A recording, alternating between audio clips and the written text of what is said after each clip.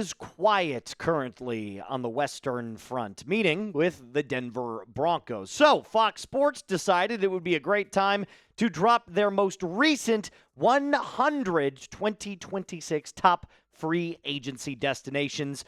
Welcome in Broncos country to the Broncos Breakdown by Chat Sports. And like I said, there's really nothing going on with the Broncos at this moment. It has me kind of like, come on, do something. Not only because it's my job, but also because I just like talking about Broncos football. I like news, my friends, and there are plenty of things that the Denver Broncos are going to have to talk about here coming up within the next week. I mean, let's be completely for real about this. Within the next, what is today, the 12th, 5 days, we're going to start hearing NFL tag news, so you could be seeing plenty of players like George Pickens, who has been linked to the Broncos, Kyle Pitts, who has been linked to the Broncos, all get their franchise tags, and then potentially a tag and trade could happen with any number of players. And then, of course, the Broncos have plenty of hires that they still have to make. A wide receivers coach to be of note, and they still haven't done anything. So we have plenty of stuff coming up within the next couple of days, but right now it's just kind of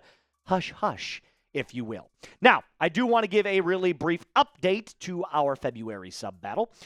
We are currently beating the Chiefs report by 20 subs exactly. So let's step on the necks of Jackson Durham and the Chiefs report over there and make sure we climb our way to 57,000. We are 105 subs away from that glorious number. So if you love off-season content, if you love the Broncos, do me a favor, lock us in and hit that subscribe button.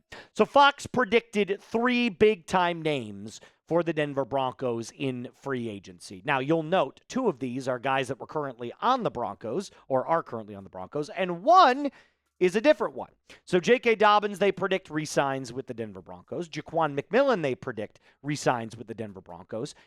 And Kaden Elliss, I'm sure you're very familiar with that last name. We'll touch on him on the back half of this episode. But Fox apparently thinks it will be a quiet free agency for the Denver Broncos. Now, I don't tend to agree with this. Sure, is every single player that the Broncos are going to go after that huge Alec Pierce name or that huge George Pickens name? Or could they go after Breece Hall? Yeah, all of those things are possible, but the likelihood of the Broncos going after all of those A names, all of them are slim. They'll round out the roster here. They'll polish it up a little bit here and maybe go after a big name like Alec Pierce, Breece Hall, or even maybe George Pickens. So let's start, of course, with what we know. We know J.K. Dobbins spent the entirety of the 2025 season with the Denver Broncos, only played in 10 games after a hip drop tackle, ended his season short after the Broncos placed him on IR. And here's what Fox Sports had to say about Mr. Dobbins. Being 27 years old, it seems perpetually limited by injuries, Dobbins does. He had rushed for 772 yards in 10 games for Denver when he sustained a season-ending foot injury. I don't even want to pronounce that even remotely close without butchering it. He did have 60-plus yards rushing in all but one of those games, averaging 5 yards per carry, So if a team could just get him healthy for a full season, you'd have a Pro Bowl caliber running back. He cost Denver only $2.75 million last year, and it might take until summer when he can show that he is recovered. But he should land more than that for 2026. Now, they do have him signing back with the Denver Broncos. And if you remember, media members all across Mile High were saying the exact same thing. What is it like to be a Denver Bronco? What does it mean for you to be a Denver Bronco? And he said, I was born to play for this team, which, of course, made him a media darling and a fan darling. And I can't say that I'm disagreeing with that. I love J.K. Dobbins. I really do. And he was excellent for the first 10 games. But I will say this. He's missed 50 games in 5 seasons. So even if you are getting a relatively healthy J.K. Dobbins back for 2026, you have still yet to complete an entire NFL season without an injury. So that's just kind of baked into who he is as a player right now. And history will tell you that the Broncos, they'd move off of J.K. Dobbins. And that's not coming from the Moose's mouth. This is legitimately throughout his entire career with the Ravens, and then more recently with the Los Angeles Chargers, who he played for before he played with the Broncos. They moved off of him last year, and I would argue he had a better year for the Chargers than he did for the Broncos. statistically speaking, of course. Now maybe from a fan perspective and a dominating perspective, you could kind of go either way. But just take a look at the numbers. 2024 stats versus 2025 stats. In 2024, he had more carries, more rushing yards, less on the yards per carry. So there's where that domination factor comes in. But he had more receptions and more than doubled his total touchdowns from 2024 to 2025. So my take is it's unlikely that Denver re-signs J.K. Dobbins. So I'm going to disagree here with Fox Sports in this article that the Broncos will re-sign J.K. Dobbins. I think that they like J.K. Dobbins. They think he's a great player, but injuries and, the fact that you have a lot of different running back options in free agency that will top J.K. Dobbins' name, Breece Hall most notably, I think you're looking at the Broncos moving off. Now, let's talk about what I like to call the free agent magnet in Kaden Elliss. And I'm very familiar with Kaden Elliss, and you will be too here in just a moment. Now, before we do that, I spent all morning making sure that I look good for date night tonight with Mrs. Moose. And yes, we have a little church function tonight, so I had to get all cleaned up and dressed up. So I trimmed up everything with Harry's. And trust me when I say this, guys, if you need new personal grooming habits, you got to check out Harry's. If your old razor dulled way too quickly, if it irritated your neck, if it costs way too much, you can get all of this taken care of for a fraction of the cost with Harry's. Harry's Plus is Harry's heaviest razor handle ever, made from metal, never plastic. Designed to fit comfortably in your hand. Heavier handle means more control and a luxe feel, but it doesn't just make razors. Harry's got a full line of grooming essentials, from shave gel to deodorant to body wash, all thoughtfully made and priced up to stock. You can also get all of those grooming products delivered right to your door. Set your preferred schedule and never run out of blades again.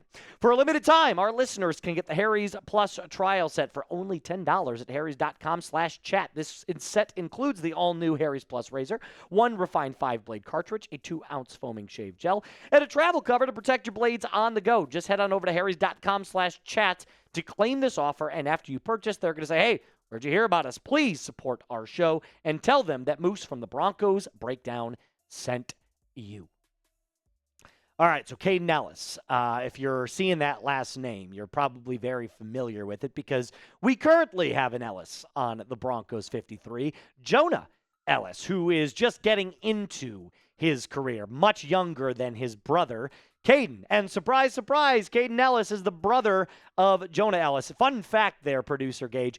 Jonah Elliss, Kaden Elliss, and Christian Elliss all play in the NFL. Christian plays for the New England Patriots. So all three Elliss boys have made the NFL. Those are some very happy and proud parents, if I do say so myself. But let's get back onto football here, because while it would be really, really cool to have the brother of Jonah on our team, what does Kaden Elliss offer you that would warrant him signing with the Denver Broncos? Well, let's just go through his player profile. 7th round pick formerly in 2019. That draft out of Idaho, so a very small school. He did get drafted by the New Orleans Saints, and notably recorded 151 tackles in 2024. That's his best season as of now, up to date, but 2025 was still a very, very good season for him. By the way, excellent at dropping back into pass coverage. His career passer rating allowed is only 93.4, but let's just take a look at the 2025 season where he played for the Atlanta Falcons, and I'm very familiar with Kaden Elliss this last season. 107 tackles, 10 for loss, 3.5 sacks with a coverage grade of 63, and only a missed tackle percentage of 6.1. For reference, if you are under 10% in your missed tackle percentage, you are very good. If you're under 5%, you're elite.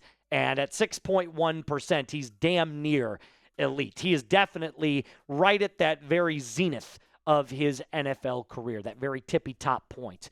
He is going to be 30 years old, by the way, or is 30 years old at this point, I do believe. But what he does very well is he excels in a multifaceted role as a linebacker. He plays at the line of scrimmage like a pressure player. You can actually blitz him quite frequently, and he's an excellent blitzer. His pass rush grade was over 84 this year, but he can also drop back into coverage and survey the middle of the field. He had to do that a lot this year because of the injury to Divine Diablo. So where does he fit on this Denver Broncos roster if he decides to sign with Vance Joseph's defense? Well, he'd be your Alex Singleton replacement. Now, Alex Singleton is a unique player because he fits the locker room culture really well.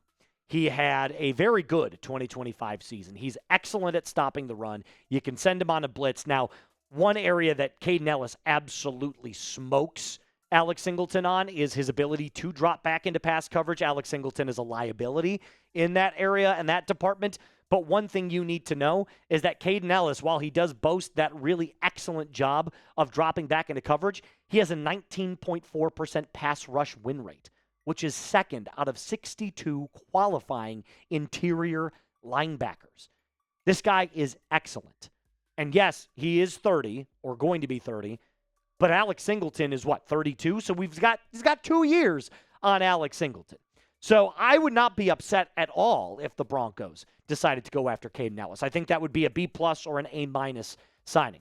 Should the Broncos bring in another Elliss? Yes or no? Do me a favor, let me know in the comment section down below. Like I said, I'd be very okay with bringing in Kaden Elliss. I think he's an excellent player. I would be more intrigued in bringing in a linebacker like Nakobe Dean only because of that younger factor. And, Nakobe Dean being 25 years old, he's got 5 to 7 years on the two guys that I just mentioned in Alex Singleton and Kaden Elliss. Our final guy on this list is Jaquan McMillan. We just touched on him just the other day. And Jaquan McMillan, I don't need to beat the drum anymore for. You guys know where I stand on Jaquan McMillan. Re-sign him and re-sign him tomorrow, please. The guy was excellent. Had the best year of his career by far. And it wasn't close. 56 tackles, 9 PBUs, 2 INTs, coverage grade of 75. I mean, he just smoked Jahdae Barron. And again, Jahdae is a rookie, so there's plenty of time to develop in this Vance Joseph system. Another year in that system. So I'm not worried about Jahdae Barron for a second. What I am going to say is that if there was one player that seemingly had his position kind of tried to be supplanted in the last year, it was Jaquan McMillan, and he crushed it. He crushed it. Heavy on Broncos talking about him as well.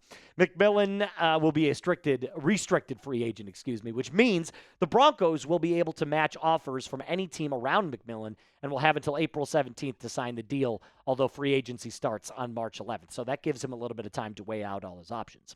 In the last 3 seasons, McMillan has played in 60 out of a possible 61 regular season games with 15 starts, 7 INTs with 195 tackles, 7 sacks, 24 pass deflections, and 26 TFLs.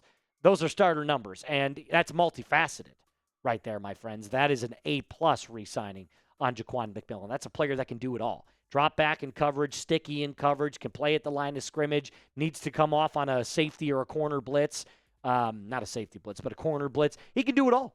He can do it all, which is why I said an A+ re-signing for the Denver Broncos. They need to prioritize getting J-Mac back on the field. That's all I got for you on this episode. I wish I had some more breaking and earth-shattering news for you, Broncos country, but we are starting to hit that little bit of a gully in the NFL offseason, this early part of it where we're not quite at free agency yet, and it is still a little too early before the combine to start talking about the draft. So we've got plenty of those events coming up. You just got to make sure you're locked in by hitting that subscribe button and beating the Kansas City Chiefs. Like I said, that's all I got. I'll be back a little bit later today for you. As always, Broncos country, a mile-high salute. Be cool.